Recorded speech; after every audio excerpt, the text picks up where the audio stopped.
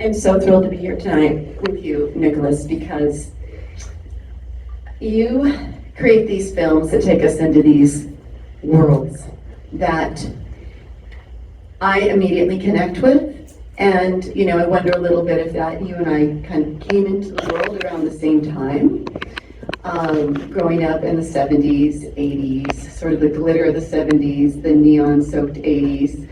And, you know, I know that influences my work a lot. And I just think it's, you know, when I watch your films, it just takes me back to that moment where I'm in the arcade at the skating rink. And it's just that emotion comes through.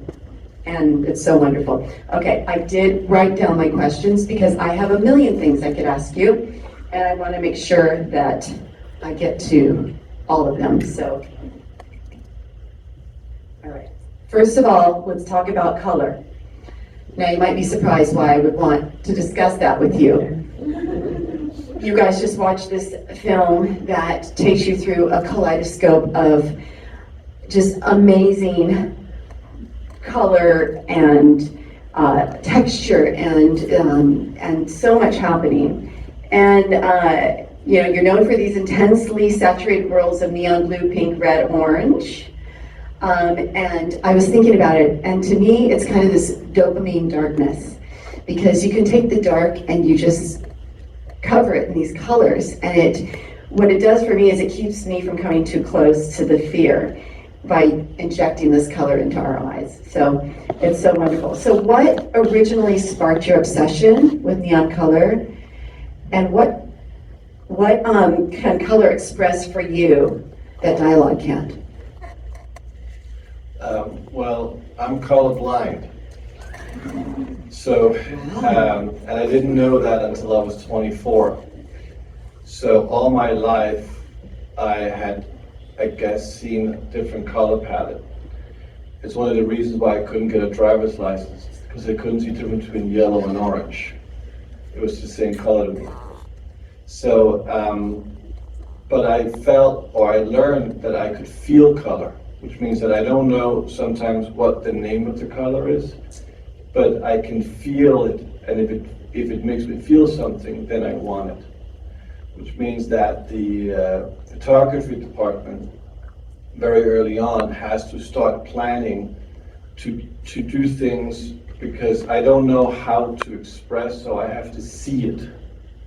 And once I see it, then I'll like it or not like it. And that forces them sometimes to do different color palettes, because they're like green, I can't see green. So there are things that it just doesn't register with them. That's incredible. Like, I can't even imagine. I would never have realized that. But when you talk about the feeling of color, that totally resonates with me, because, I mean, that's why I dyed my hair the color that it is.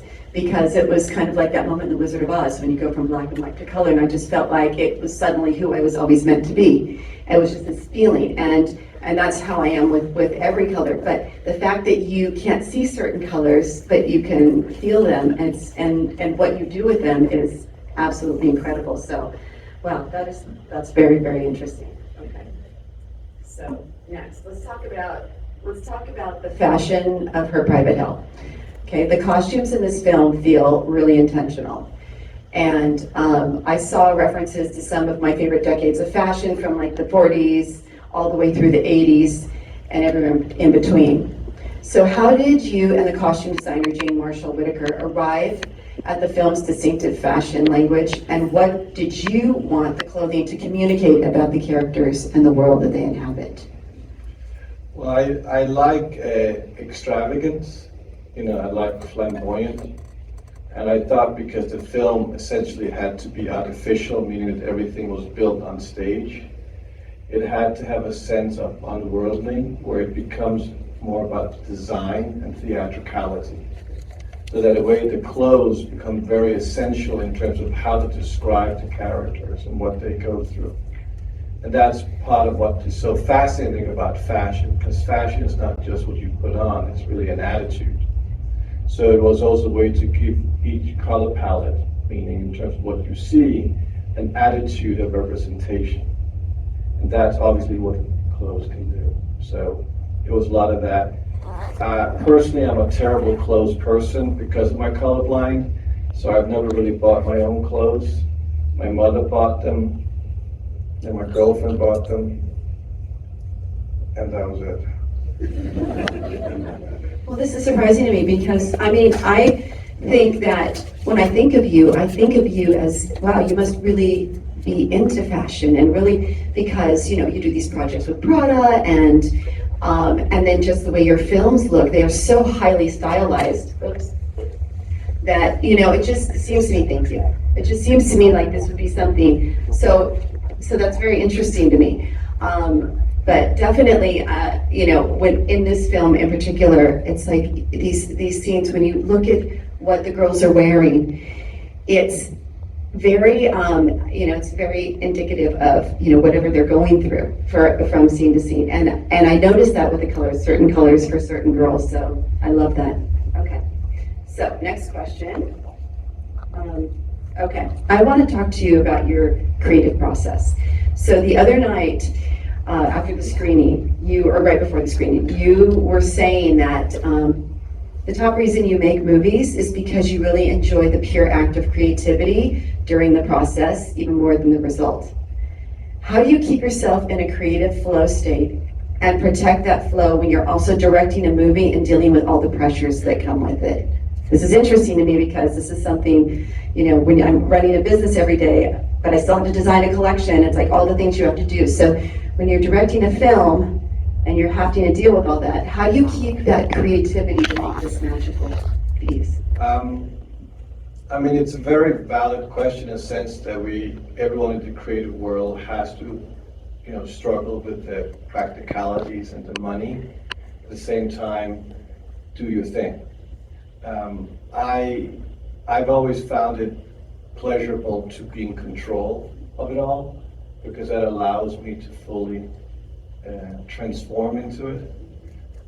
But it's a lot about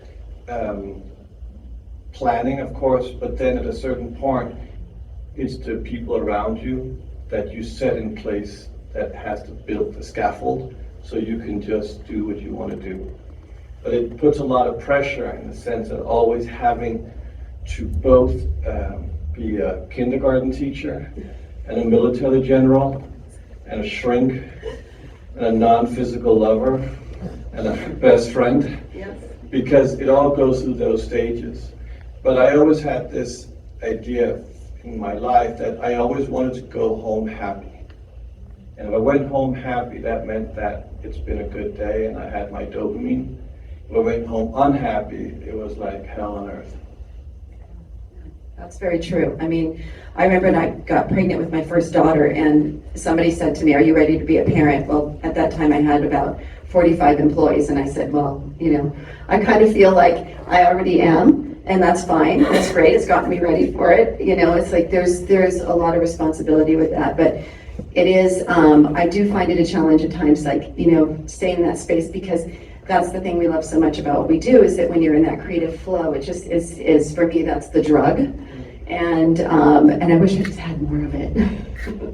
So, okay. I think I can ask you another question. Okay, this is interesting to me. So, and this again comes from this, like, you know, the world of fashion, but something that I love about what you do is that you place your by NWR label across everything you do. So it's a unique way to brand yourself. And this is something I've never seen a director do before. So, you know, I'm thinking maybe there should be a house of NWR. And I can really see you doing like wallpaper and lighting and home accessories, fragrance, bomber jackets, the whole world. So when are you launching the design house, and what's the first thing you're gonna make? First I'm gonna make, well, I mean, it's a very interesting way of looking at it, because I do like everything. And that's sometimes my challenge, is that there's nothing I don't like. And that means that everything is possible and everything is not possible. So you go constantly struggling. I don't know, I think I would love to do toys. I love that. Because that's what I collect. I'm a very collectible person. You know, I do too. Oh, my thing is because I never wanted to grow up. Me neither. We're a perfect match. I know, Lola Just keeps saying we need to go play lifetime. Legos. That we need to all get together and play Legos. No, I agree with you 100%. It's like, but I do see that, and that's what's so funny. Again, I do consider you have a fashion eye, whether you know it or not. And so, yeah, I see everything in your world, and I think, wow, people would love to have that in their home. So they might have a future in that as well. Okay, so I guess, are we going to take some questions from the audience? All right. Do we have some questions? Right here. I'm just curious, since your last film you did was The Neon Demon, you've obviously done a lot of great work with, your miniseries. What's something that you learned from the miniseries that you took with coming back to cinema with Rebecca? Well, it wasn't so much in terms of what I learned. It was more that I realized that if we are to make the world a better place, we need to always protect experiences that we collectively can come together around. And that's what a cinema really is. To me, it's not so much about movies or not movies or television, because essentially it's the same beam, same stream that comes out. But it's where is it to premiere? And obviously everything ends up on your phone, and I certainly watch that. But I think that one of the most important things in our society right now is to stand up against the algorithm and all the AI and all the government control and all the kind of definition of what's right and wrong, all the amount of, diagnosis that's spread out, all the amount of pills that they give you. All those things are, I feel, a lot of time a distraction and a form of mind control. And I think that cinema and creativity is the opposite. It's there to explode anything because it's all about emotions, but experiencing it together because that's what makes us human.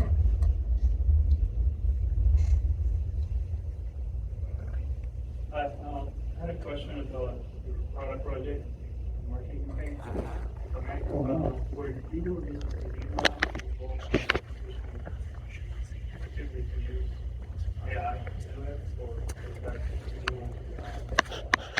No, it was my idea to try to work with AI and see what it was like as a creative tool. So I made a short film with me and Hideo flying around in space being astronauts. I'm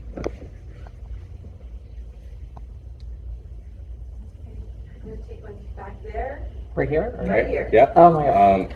To what extent are you aware of how iconic your William Friedkin interview was? And what is your favorite William Friedkin film? I think personally, I love the French Connection. I mean, that to me is always very refreshing to see. I mean, Billy was a great dude. He did talk about himself awful lot. But I enjoyed his company, and obviously, he had a very dry sense of humor. So if you could poke the bear, you would get something out of it. Thank you. Okay. You. Right here? That's you. So all of your films have such immersive scores, and I noticed that Pino Donaggio, who's brought us so many brilliant scores with Brian De Palma, how did you go about getting Pino Donaggio on board, and what was the mood you were trying to capture? So it was the first film I made without really knowing the sound of the film. So I kind of just went in up kind of blind, not knowing what the music would be like. And then when I was standing one day covered in silver and dust and paint, I realized that it was an opera because everything was fake. Everything, in a way, had to be artificial. It was a world that was constructed as analog. And so once you want to make an opera, you've got to go to Italy. And there, all the composers were dead, except Pino Donaggio, who I Googled, who was still alive. And he was in his mid-80s and in basically semi-retirement. And I said to him, he didn't speak any English, we spoke through an interpreter, that I would love for him to make an opera for me. And he said, yes, he would love to make an opera. And I said, well, you know, you're quite old, so you're going to die soon, so make it your requiem. And he did find that funny, so I know we could work together, a bit like Billy. And then I said something, you know, so opera usually works in the sense that the music comes first, but here it was going to be the last part. But the music was going to tie the whole film together. So I basically said to him, so I don't know if there's any filmmakers here or anyone who works with the arts. I think you have to create with complete desperation of failure. So you only have one option. There's never a second opportunity. There's not a third way. You only have one choice. But if it doesn't work, it falls apart. And that kind of creates a certain sense of dopamine that's very addictive. But it also forces you to be incredibly singular, because you have to make that one decision. So with the film, because it had been built and constructed, and there was a lot of veins and a heart, but there was no blood in the film. And Pino's music was going to bring that. But it was an enormous gamble, because if you couldn't pull it off, the film would just fall apart. Like, it would just be unreleasable. So it was an interesting situation to be in, but it was, I think, very successful at the end.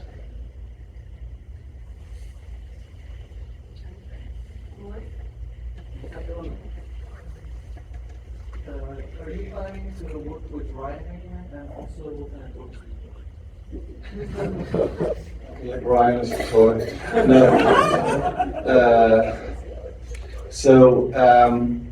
Ryan and I, we know we have a third movie in us, so it's always something that is brought up every time we talk.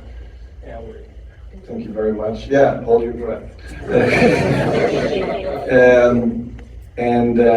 I love anything Japanese, anything robotic, anything that reminds me of my childhood.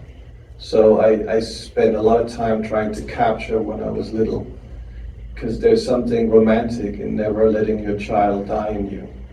And I've been dead once, 3 years ago, and there's nothing there. It's all black. So if you're going to live your life, live it now. Thank you so much. We're glad you're back. Thank you so much. Thank you.